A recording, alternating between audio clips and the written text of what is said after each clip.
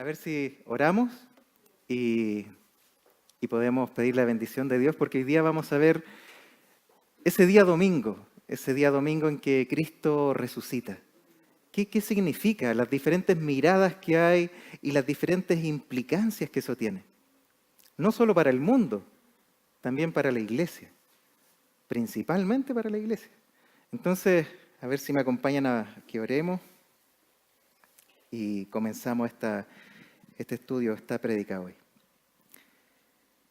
Señor, esta mañana aún estamos delante suyo todo el tiempo, pero hoy estamos de manera especial como iglesia.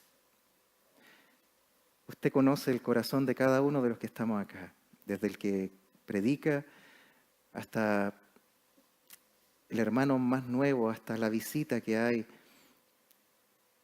hasta quizás hermanos o amigos que llevan quizás tiempo acá en la iglesia y quizás nunca han tenido una conversión delante suyo. Señor, usted conoce cada área de su iglesia, cada área del mundo entero, pero en especial de su iglesia. Por eso necesitamos, Señor, que su Espíritu Santo nos hable, nos ministre, nos exhorte, nos edifique y nos consuele también. Que el predicador no puede hacer eso, pero su Espíritu sí puede, su palabra sí puede.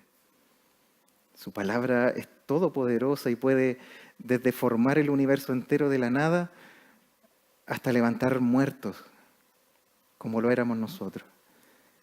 Y también puede sostener a aquellos que usted ha revivido de los muertos y edificarlos y santificarlos.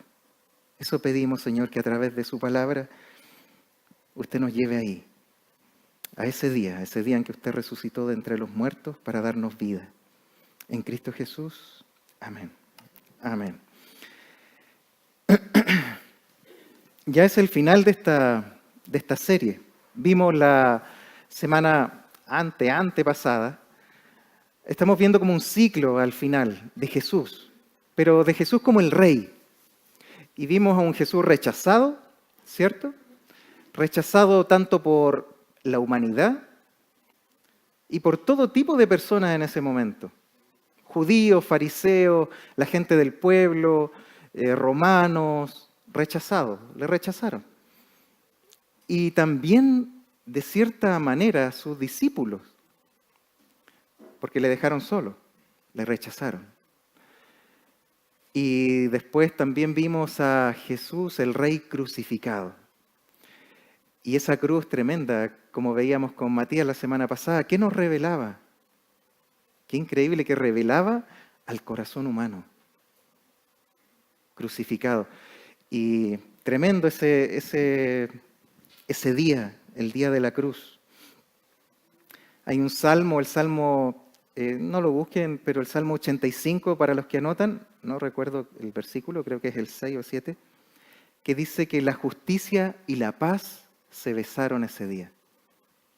Lo que aprendíamos la semana pasada, que la justicia de Dios con la paz de Dios se besaron ese día en la cruz, cuando Jesús estaba suspendido entre el cielo y la tierra en un madero, recibiendo todo el peso de la ira del Padre, todo el peso de la ira de todos los demonios, me imagino, de Satanás, y todo el peso de la ira de la humanidad. ¡Qué tremendo! Y él inocente. Tremendo. Y hoy veremos a Jesús, el Rey resucitado, y las diferentes maneras y miradas que hay. Y hoy día, más que centrarnos solamente en el Evangelio de Juan, vamos a hacer un viaje. Me gustaría que pudiéramos como estar ese día ahí, ese día domingo, transportarnos ese día en la mañana. Y vamos a hacer un viaje como cronológico. Esta prédica va a estar solamente centrada en ese día, en el día domingo. Y el próximo domingo veremos al Rey misericordioso. Pero hoy quisiéramos enfatizar en este día, en la resurrección. ¿Qué significa la resurrección? Y vamos a hacer un viaje, si me acompañan, quizás cronológico por los 4 evangelios. para poder resumir ese día. ¿Qué pasó? Mira, si me acompañan primero a Mateo 28, del 1 al 4, vamos a ver la aparición de un ángel removiendo la roca. Mira cómo dice el texto. Pasado el día de reposo, el sábado, entonces estamos el día domingo, al amanecer del primer día de la semana vinieron María Magdalena y la otra María a ver el sepulcro. Y hubo un gran terremoto porque un ángel del Señor descendiendo del cielo y llegando, removió la piedra y se sentó sobre ella. Su aspecto era como un relámpago y su vestido blanco como la nieve. Y de miedo de él, los guardas temblaron y se quedaron como muertos. Eso eran los guardias romanos. Y eran de los mejores soldados que no le temían a nada. Sin embargo, vemos cómo ellos terminan temblando y quedaron como muertos. Todos los evangelios después hablan de la llegada de las mujeres a la tumba. Marcos y Mateo hablan del primer anuncio de la resurrección del ángel a las mujeres. Ahí mismo en Mateo 28, el versículo 5. Ahí nos especifica como que ese mismo ángel que remueve la piedra le dice a estas mujeres: mas el ángel respondiendo dijo a las mujeres: no temáis vosotras, porque yo sé que buscáis a Jesús, el que fue crucificado. No está aquí, pues ha resucitado. Como dijo: venid, ved el lugar donde fue puesto el Señor, e id pronto y decid a sus discípulos que ha resucitado de los muertos, y he aquí va delante de vosotros a Galilea. Allí le veréis. He aquí os lo he dicho. Este es el primer anuncio de la resurrección de un ángel a las mujeres. Y está con un énfasis ese aviso. El ángel le dice a las mujeres: acuérdense. Dice: buscáis a Jesús, el que fue crucificado, no está aquí, pues ha resucitado, como dijo. En el fondo les está recordando la palabra de Jesús, como Él dijo. Mira en Lucas, el segundo anuncio, en Lucas 24, del 4 al 8. Aconteció que estando ellas perplejas por esto, he aquí se pararon junto a ellas dos varones con vestiduras resplandecientes. Ahora hay dos ángeles. Y como tuvieron temor y bajaron el rostro a tierra, le dijeron: ¿por qué buscáis entre los muertos al que vive? No está aquí, sino que ha resucitado, segunda vez. Acordaos, les dice, de lo que les habló cuando aún estaba en Galilea, diciendo: es necesario que el Hijo del Hombre sea entregado en manos de hombres pecadores y que sea crucificado y resucite al tercer día. Entonces ellas se acordaron de sus palabras. ¿A dónde está el énfasis de estos dos ángeles con el anuncio de la resucitación del Hijo de Dios? En recordar su palabra. Recuerden lo que les dijo. Recuerden su palabra.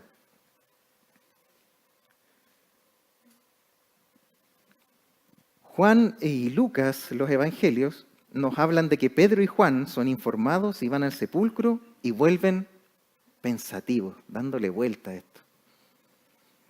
¿Resucitó? Oh.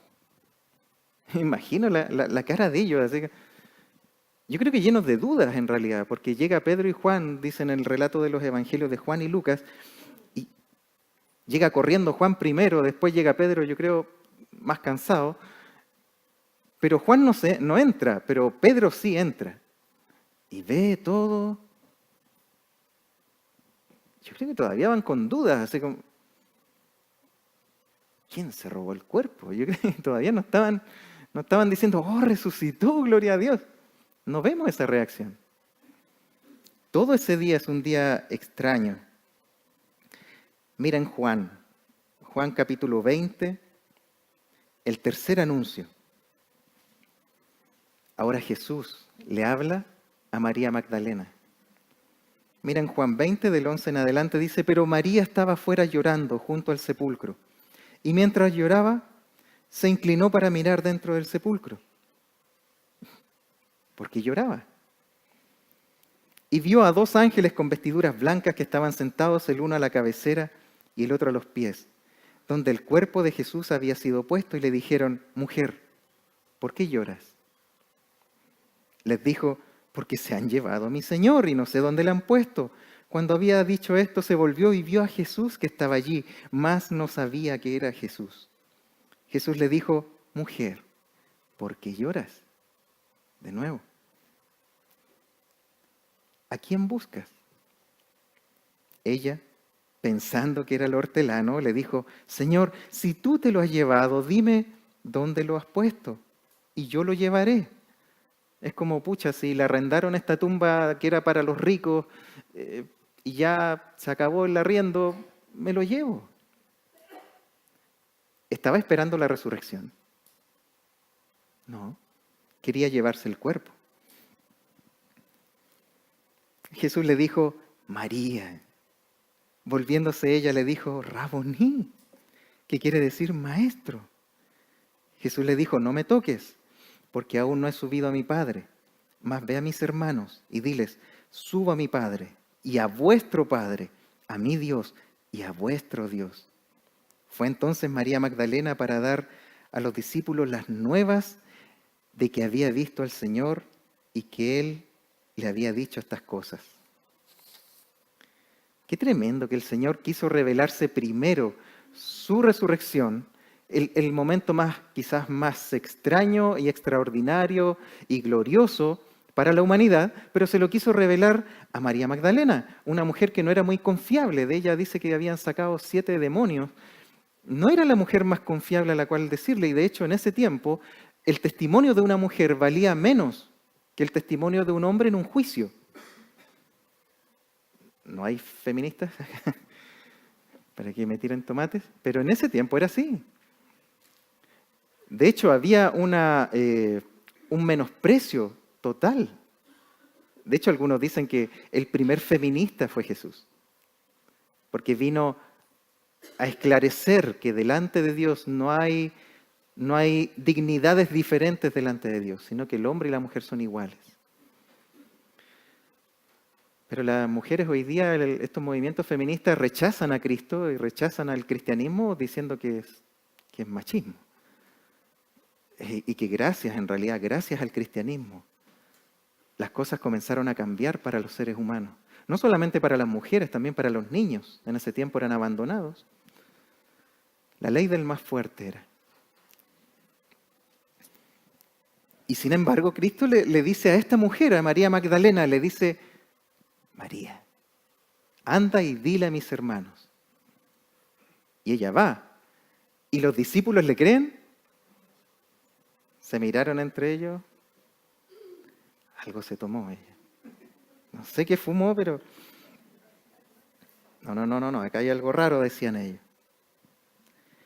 Y mira en Mateo 28, porque el día continúa y Cristo sigue haciendo manifestaciones. Mira en Mateo 28, del 8 al 15. Aquí vamos a ver 2 cosas interesantes. Aquí se hacen 2 caminos para la resurrección de Cristo. Aquí se hacen 2 caminos, 2 predicadores diferentes. Los primeros evangelistas, pudiéramos hablar. Pero son 2 evangelistas súper diferentes. Hay 2 mensajes. Un mismo mensaje, pero 2 finales. Aquí hay un mensaje que va a ir corriendo a dar a luz la vida, y hay otro mensaje que va a salir corriendo a dar a luz la muerte. Mira lo que dice el texto del 8 al 15. Entonces ellas salieron del sepulcro con temor y gran gozo. Fueron corriendo a dar las nuevas a sus discípulos. Y mientras iban,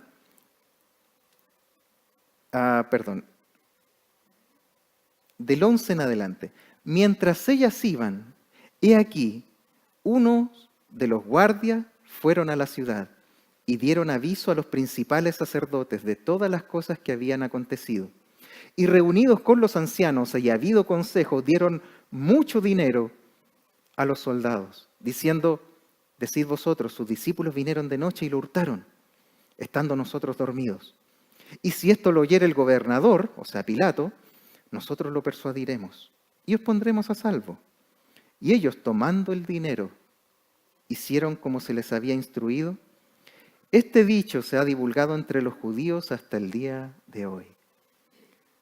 Los primeros evangelistas fueron de la resurrección, fueron ellos, las mujeres y los soldados. 2 evangelistas, pero con testimonios de vida diferentes. Unos no habían pasado tiempo con el maestro, otras sí. Unos le amaban, unas le amaban, los otros no les importaba. Para ellos era un trabajo matar, asesinar. Para unas fue glorioso, fue un día de temor y de gran gozo. Pero para los otros fue un día de terror ver un ángel ahí removiendo la piedra. De terror y de espanto, como muertos quedaron. Y se fueron corriendo, no a decir, ¡hey! Ese judío realmente era el rey. Resucitó, vimos el ángel. No, se fueron a aquellos que los mandaron. ¿Qué hacemos? ¿Y te has puesto a pensar en la reacción de esos fariseos? Tuvieron el testimonio de primera mano de alguien que no les iba a mentir, porque los romanos no iban a mentir, esos soldados estaban en juego su vida. Si se les escapaba el preso, a ellos los mataban.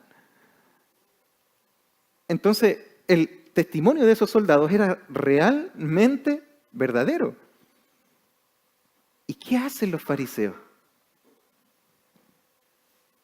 Yo creo que se miraron y dijeron, si sabíamos. Pucha, ni con soldados romanos pudimos pararla. Ya, juntemos, ¿cuánta plata tiene? Yo creo que démosle todo lo que podamos, pero que se callen. Y no solo que se callen, sino que digan una mentira. Que estos discípulos le robaron el cuerpo. Qué increíble.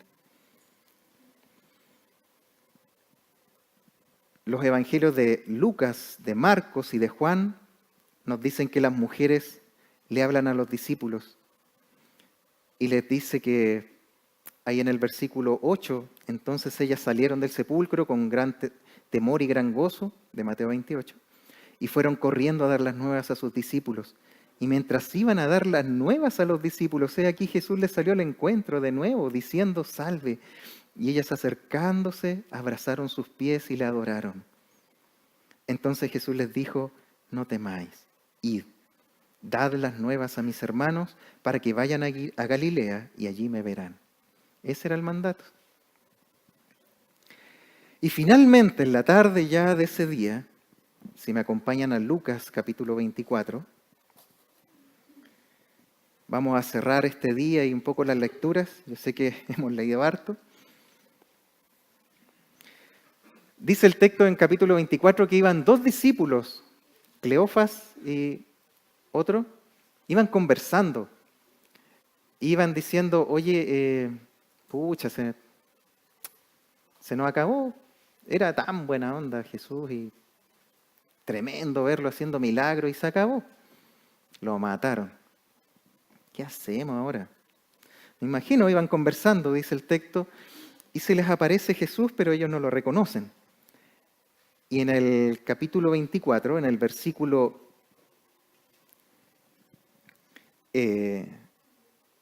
pudiéramos partir,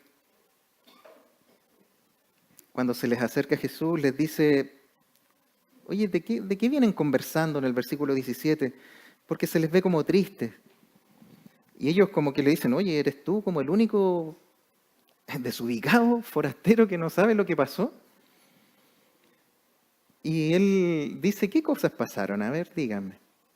De Jesús Nazareno, pues, que fue varón profeta, poderoso en obra y en palabra delante de Dios y de todo el pueblo. Esa era la mirada de los discípulos. Varón, profeta, poderoso en obra y en palabra delante de Dios y de todo el pueblo. Y como le entregaron los principales sacerdotes y nuestros gobernantes a sentencia de muerte y le crucificaron. Pero nosotros esperábamos que Él era el que había de redimir a Israel. Y como además de todo esto, hoy ya es el tercer día que esto ha acontecido. Mira, aunque también nos han asombrado unas mujeres entre nosotros, ¿ah? Las que antes del día fueron al sepulcro y como no hallaron su cuerpo, vinieron diciendo que también habían visto visión de ángeles, quienes dijeron que Él vive. Yo creo que así estaban. Pero, y fueron algunos de los nuestros al sepulcro y hallaron así como las mujeres habían dicho, pero a Él no le dieron, así que no les creemos. Y mira la respuesta de Jesús. Dice, entonces les dijo, oh insensatos y tardos de corazón, para creer, fíjate en esto, todo lo que los profetas han dicho. En los Salmos estaba escrito de que el Cristo iba a padecer y iba a resucitar. En Oseas también estaba escrito que al tercer día iba a resucitar. ¿No era necesario que el Cristo padeciera estas cosas y que entrara en su gloria? Y comenzando desde Moisés y siguiendo por todos los profetas, les declaraba en todas las Escrituras lo que de él decían. Todo el Antiguo Testamento era cristocéntrico. Toda la Escritura. Ellos no le conocieron, sino que cuando le vinieron a reconocer, cuando él después se queda con ellos y parte el pan y bendice el pan y se los comparte. Seguramente al mostrarle, al entregarle el pan, vieron sus heridas. Y ahí desapareció. ¿Qué hacen ellos? Era verdad. Y se devolvieron a Jerusalén. Iban camino a Emaús y se devolvieron a Jerusalén. Y mientras le estaban diciendo la noticia, en el versículo 36, mientras ellos hablaban de estas cosas, Jesús se puso en medio de ellos y les dijo, paz a vosotros. Entonces, espantados y atemorizados, pensaban que veían espíritu. Pero Él les dijo, ¿por qué estáis turbados y vienen a vuestros corazones estos pensamientos? Mirad mis manos y mis pies, que yo soy, palpad y ved, porque un espíritu no tiene carne ni huesos como veis que yo tengo. Ahí come algo para que le crean. Y en el 44 dice, y les dijo, estas son las palabras que os hablé. De nuevo, recuerden lo que les dije, recuerden la palabra, recuerden el Antiguo Testamento, recuerden todo lo que ustedes ya saben. Recuerden. Versículo 44. Estando aún con vosotros, que era necesario que se cumpliese todo lo que está escrito de mí en la ley de Moisés, en los profetas y en los salmos. No era suficiente con la teología. No es suficiente teniendo una teología correcta. Mira lo que tiene que hacer en el versículo 45. Entonces les abrió el entendimiento. ¿Para qué? Para que comprendiesen las Escrituras. Y les dijo, así está escrito, y así fue necesario que el Cristo padeciese y resucitase de los muertos al tercer día, y que se predicase en su nombre el arrepentimiento y el perdón de pecados en todas las naciones, comenzando de Jerusalén. Y vosotros sois testigos de estas cosas. He aquí, yo enviaré la promesa de mi Padre sobre vosotros pero quedaos vosotros en la ciudad de Jerusalén hasta que seáis investidos de poder de lo alto. Ahí termina ese día. Qué tremendo día ese. Diferentes miradas. Tenemos la primera mirada de las mujeres, las más fieles a Jesús. Sin embargo, no creían en su resurrección, pero eran fieles a Cristo. Para ellas, Jesús era un gran y especial hombre de Dios, pero no creían todo lo que Él decía, porque fue una sorpresa la resurrección. Esa es una mirada. Si lo pudiéramos aplicar hoy día, podemos decir que podemos tener quizás la mejor actitud en la iglesia hoy día como creyentes, quizás el mejor corazón, el más fiel servicio a su obra y aún así no conocer bien a nuestro Señor. pero tener corazones lo más serviciales. Ellas daban de sus bienes, dice en los evangelios. Tenemos otra mirada, la de los fariseos y el Sanedrín, que sí sabían quién era, pero lo rechazaron, aún conociendo su resurrección de primera mano. ¿Cómo lo podemos aplicar eso hoy día? En que podemos tener quizás la mejor teología, la mejor escuela, la más correcta y completa revelación, pero tener un corazón lleno de maldad, lleno de envidia, lleno de celos, lleno de inseguridad, lleno de egos. ¿Y sirve? ¿Sirve la teología? No sirve de nada. De nada. Podemos tener la mejor posición y conocernos toda la historia de la iglesia, los reformadores y todo cuanto pasó, y todas las posturas teológicas, escatológicas, apologéticas, y los fariseos tenían todo eso, y de primera mano. Tenemos otra mirada, la de los soldados romanos, que cambiaron la resurrección por dinero y por miedo. Oye, yo no sé qué hubieran hecho ustedes, pero si veo un ángel que aparece como rayo, que toma la piedra y la pone al lado y se sienta en la piedra y los queda mirando, me imagino. Yo levanto la mano y recibo a Cristo. ¿Dónde? ¿Qué oración? ¿Qué digo? Sin embargo, ellos quedaron petrificados. En el fondo, hoy día, si lo pudiéramos aplicar, ¿cómo que podemos vivir una experiencia espiritual increíble y aún así volver a nuestra vida pecaminosa? Lamentablemente, muchas veces, ayer conversamos con los varones acerca de la obra del Espíritu Santo y de cómo se desconoce o se abusa de la obra del Espíritu Santo en la iglesia, y a veces a la gente les enseñamos más que nada a depender de una experiencia un poco mística o un poco de catarsis, que usted venga el día domingo a liberar todas sus tensiones y emociones y con eso es suficiente. Y si está fome el culto, oh, el Espíritu no hizo nada. ¿Y qué hicieron? Que enseñaron la palabra. No, la obra del Espíritu Santo es revelarnos su palabra. Y que a través de su palabra, tanto de Moisés, de los salmos, de los profetas, ¿quién era el protagonista central? Cristo. ¿A quién le da toda la gloria al Espíritu Santo? Al Hijo. ¿Y el Hijo a quién nos lleva? Al Padre. Toda la Trinidad de Dios para que podamos crecer a su imagen.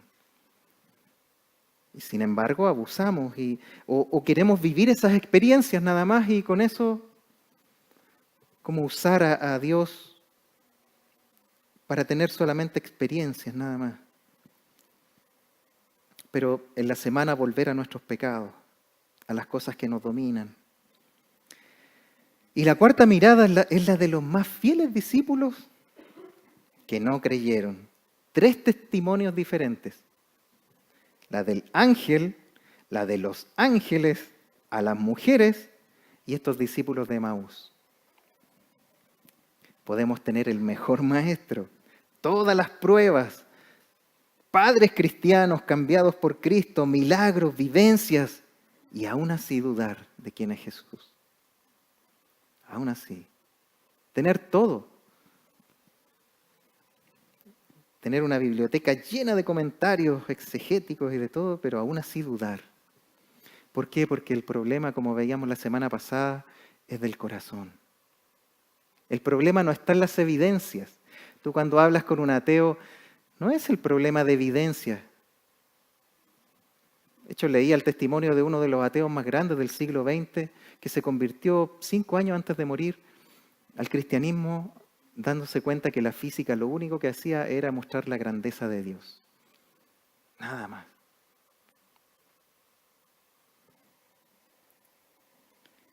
Es un tema moral lo que nos aleja de la verdad. Los discípulos tuvieron que enfrentarse también a eso.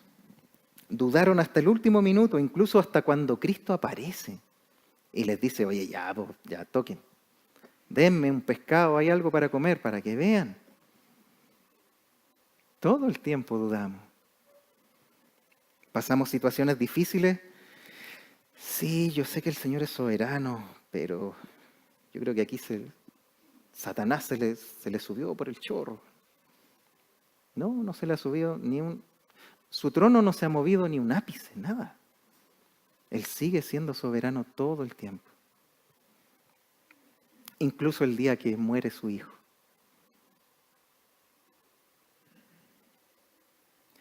De hecho, esa es la pregunta más importante en la vida.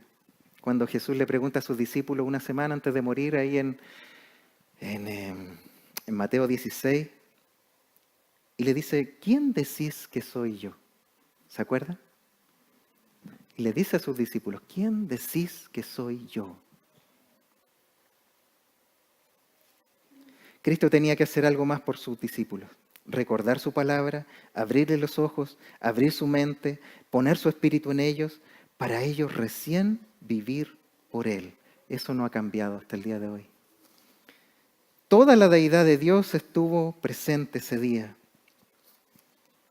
Mira en Romanos cómo Pablo lo explica en una salutación. Mira en Romanos 1, Pablo dice, versículo 1, siervo de Jesucristo, llamado a ser apóstol, apartado para el Evangelio de Dios, que él había prometido antes por sus profetas en las Santas Escrituras, ¿sí? ¿Acerca de qué? De su Hijo, nuestro Señor Jesucristo, que era del linaje de David según la carne, que fue declarado Hijo de Dios con poder según el Espíritu de Santidad por la resurrección de entre los muertos. Toda la plenitud de Dios, toda la Trinidad de Dios actuando ese día. ¿Y para qué? Versículo 5, y por quién recibimos la gracia y el apostolado para la obediencia a la fe en todas las naciones por amor de su nombre. C.S. Lewis, el autor de las Crónicas de Narnia, nos da 3 opciones para Jesús. Él dice en uno de sus libros, la cita dice, tenéis que escoger, o ese hombre era y es el Hijo de Dios, o era un loco, o algo mucho peor, un mitómano. 3 opciones, que podemos decir claramente que las 2 últimas quedan fuera, con el puro nacimiento de Cristo. Pero mantengamos las 3, ok, los milagros fueron un truco, las enseñanzas fueron un plagio, y su muerte, bueno, él se la buscó. Pero ¿qué hago con la resurrección? ¿Qué hago con ese hecho histórico? Que sea quien seas que sinceramente haya querido refutar la resurrección de Cristo, ha terminado convertido a Cristo. Porque el peso es tan grande de evidencia histórico, científica,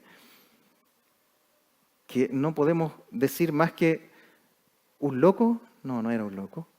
Un moralista, tampoco era un moralista. Decir que coman mi carne, que beban mi sangre, no, entonces tampoco era un moralista. El que no me ama a mí más que a padre o madre o a hijo, no es un moralista. Entonces su enseñanza no era solamente de un gran maestro o moralista. Entonces ya no era ni un loco, casi. No era tampoco ni un mentiroso, ni un farsante. ¿Por qué? Porque resucitó. ¿Qué hacemos con la resurrección? El problema es que entonces Él era quien dijo ser. Y ahí estamos en problemas, el mundo está en problemas. Y la iglesia también. También está en problemas. ¿Por qué? Porque su resurrección de los muertos valida no solamente que era el rey del universo, sino cada una de las palabras que Él dice y que Él dijo en los evangelios. Cada una de sus promesas, cada uno de sus juicios, cada una de sus advertencias, cada uno de sus llamados, cada uno de sus mandatos, todo es verdad. Todo se valida con la resurrección. Porque podemos poner como argumento, ok, los milagros, no sé, los de la teología liberal desde el siglo XVIII empezaron a dudar de todo lo que Jesús hizo.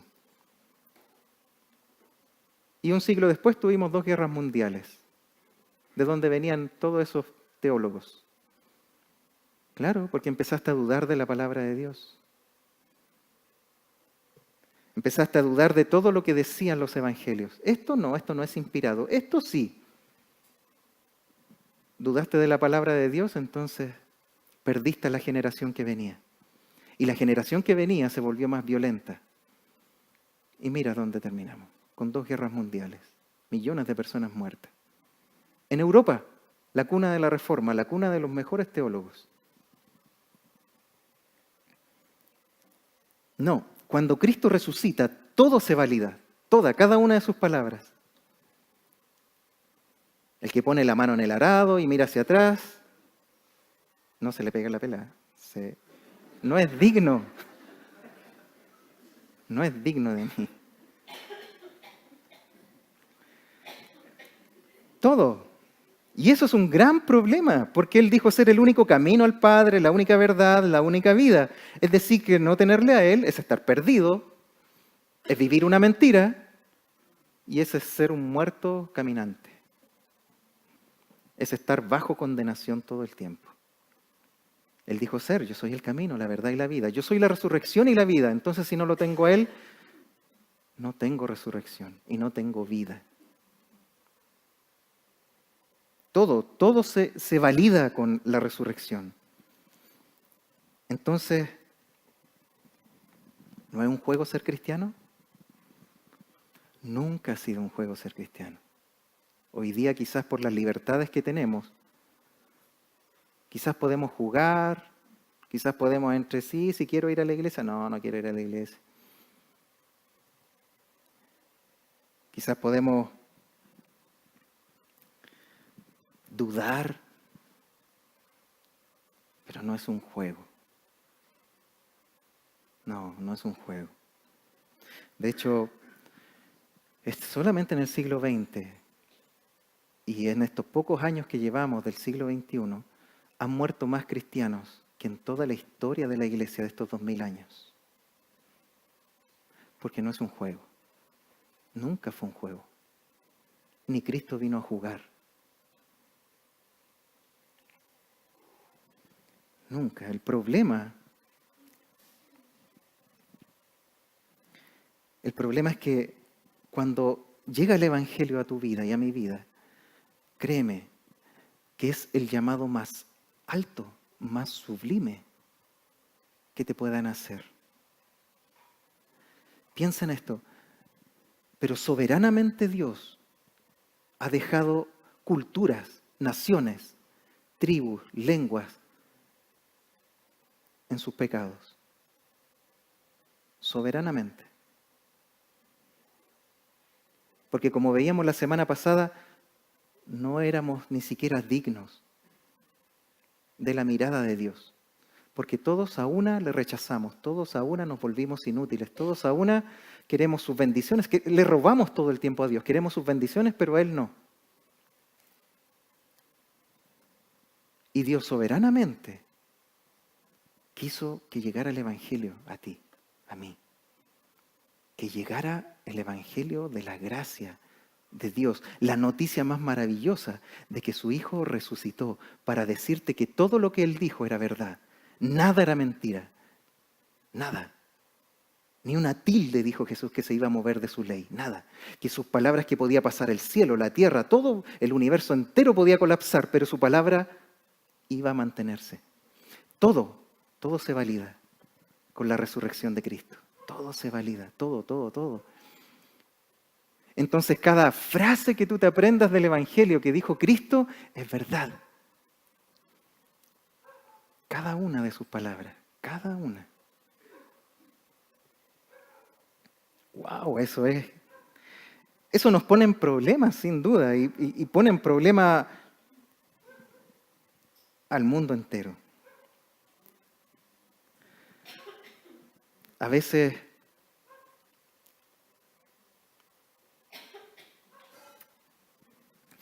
A veces nos quedamos solamente con la cruz.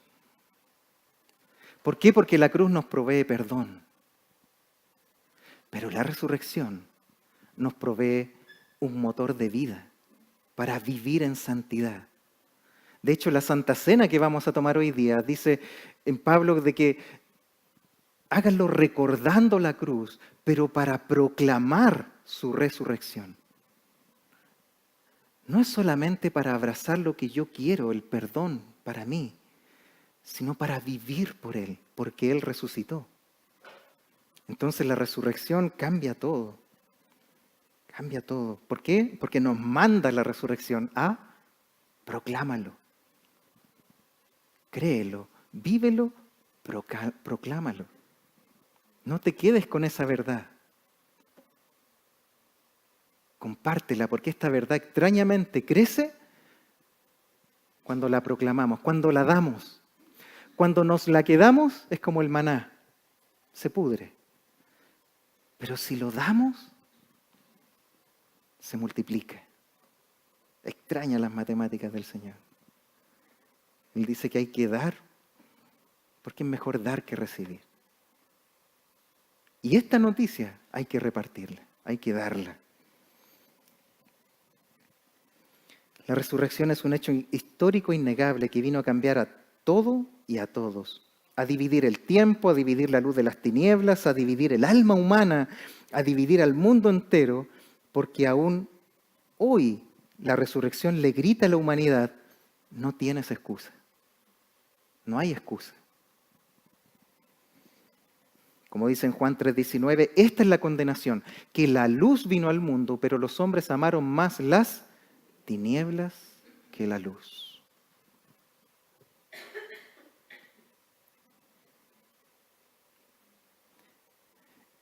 Extraordinaria la resurrección. La resurrección le grita al pecador, le grita, vengan a mí todos los que estáis trabajados y cargados, que yo os haré descansar. Tomad mi yugo sobre vosotros, porque es liviana mi carga y mi yugo es fácil. Aprended de mí que soy manso y humilde de corazón y hallaréis descanso para vuestras almas. Le está diciendo a las multitudes Cristo, no solo a sus discípulos. Le está diciendo al hambriento, el que come mi carne y bebe mi sangre, ese es digno de mí. Le está diciendo al deprimido, bienaventurado tú, los pobres de espíritu, porque de ellos es el reino de los cielos. Le grita, y cada palabra es verdad. Le grita al de espíritu amargado, le dice a un hombre que le ha fallado a todo el mundo, que le ha fallado a su nación, que le ha fallado a su familia. Si tú le has fallado, la resurrección le dice, Zaqueo, hoy día necesito ir a tu casa, pasar en tu casa.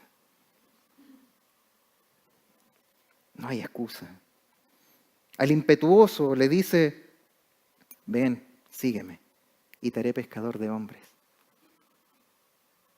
No quiero transformarte en una ovejita mansita. Yo te hice así, pero te quiero usar así.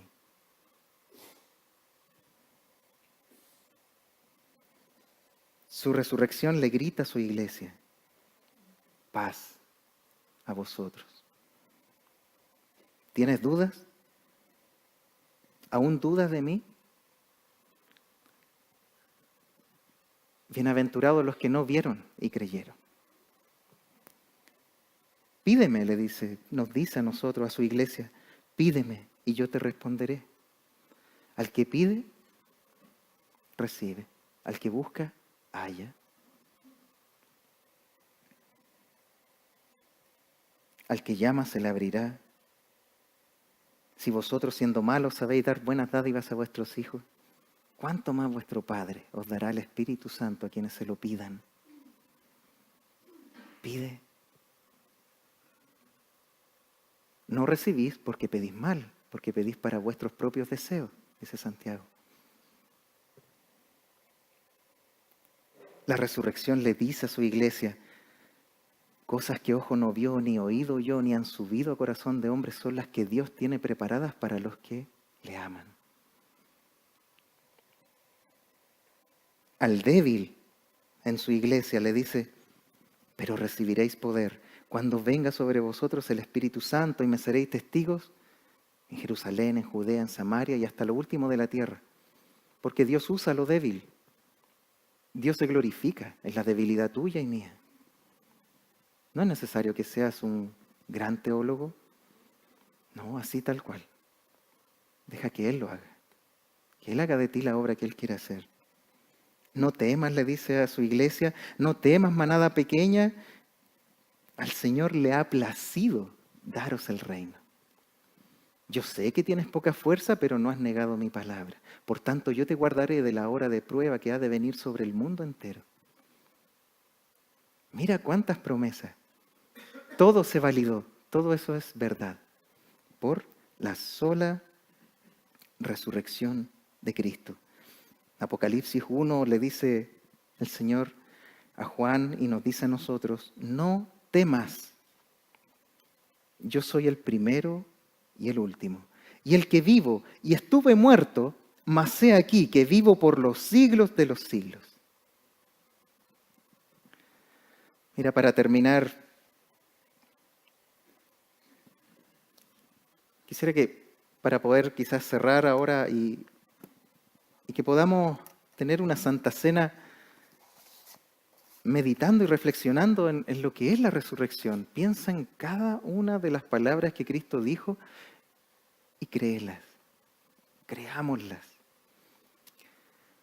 Si pudiéramos traer un ejemplo para pensar en la resurrección, lo que significa, mira, si nos pusiéramos quizás en un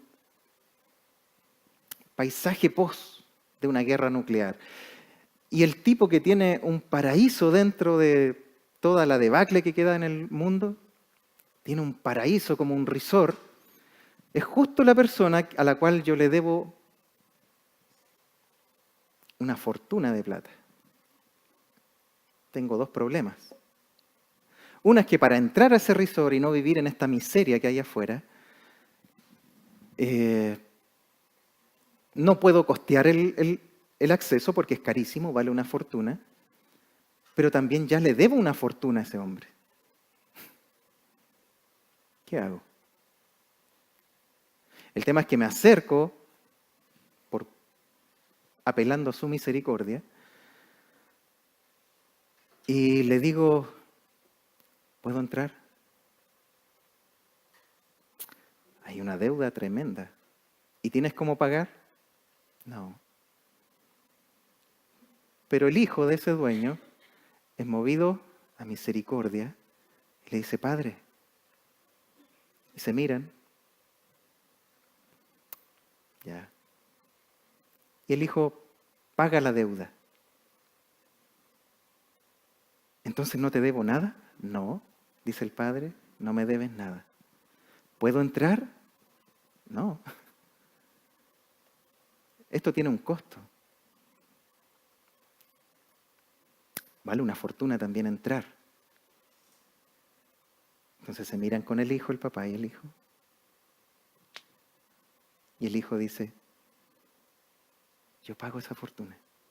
Y el papá dice, sí, yo sé. Ya. Puedes entrar con él, porque es mi hijo. Y él pagó tanto la deuda como el acceso. La deuda fue pagada en la cruz. Y el acceso al cielo en la resurrección. Siempre con Él. Siempre con Cristo. Fuera de Él, nada podemos hacer. Nada. Si vamos a orar.